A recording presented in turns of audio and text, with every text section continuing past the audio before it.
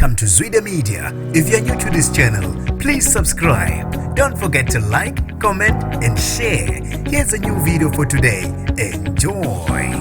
Namanje usashaqekile umphakathi waseKhayelitsha endaweni yase Cape Town enkanini eMjondolo ngesikhathi kudutshulwa kubulawa abantu ababili ilanga libalela umphakathi ubuka. Nginibingelele ngiphinde nginamukele ezindabeni zezwide media lami ngusibonga konke wakandanda Mothanda ungangibiza intatheli eka YouTube.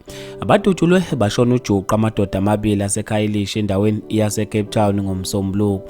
Lamadoda kubuya ukuthi adutshulwe eduze kwesitoro esisemphakathini nozibonela uthi kuqhamuke abantu ebehubha lamadoda amabili edubula ngesibhamu.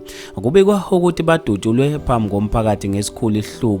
Kwale noma oyedwa esekhala ubumaye ecela usizo kumphakathi kodwa bamhupha bamdubula washonela khona endaweni yesigameko. Wesibili uthe kubhlungu kakhulu njengoba nezingane zifica izidumbu zidindelezile zizibuyela esikoleni. Omunye umzali uthe ingane yakhe namanje saphazamisekile emqondweni njengoba ibona abantu bedutshuliwe bedindelezile lithi imizimba ebengafihlwe nokufihlwa. Ukuthi ke kubhlungu kakhulu okubonwe ingane yakhe. Omunye ozibonela uthe kunzima kakhulu njengoba kuqhamuka amadoda amabili ehujwa ngabantu bebadubula. Uthe kwale noma oyedwa esekhala ecela obumaye babadubule bashona ujuqu. Isidumbu babe sebeshiya endaweni yesigameko. Yize noma abantu besitoro bebengahlangene baze basuka bayomboza isidumbu basusa negazi. Bathi ke lokho bakubonile bayoxoxela amagwababa eChobani. Okhulumela amaphoyisa usayitsheni Wesley Twing uthi amaphoyisa aseHarare aphuthume endaweni yesigameko ngomsombuluko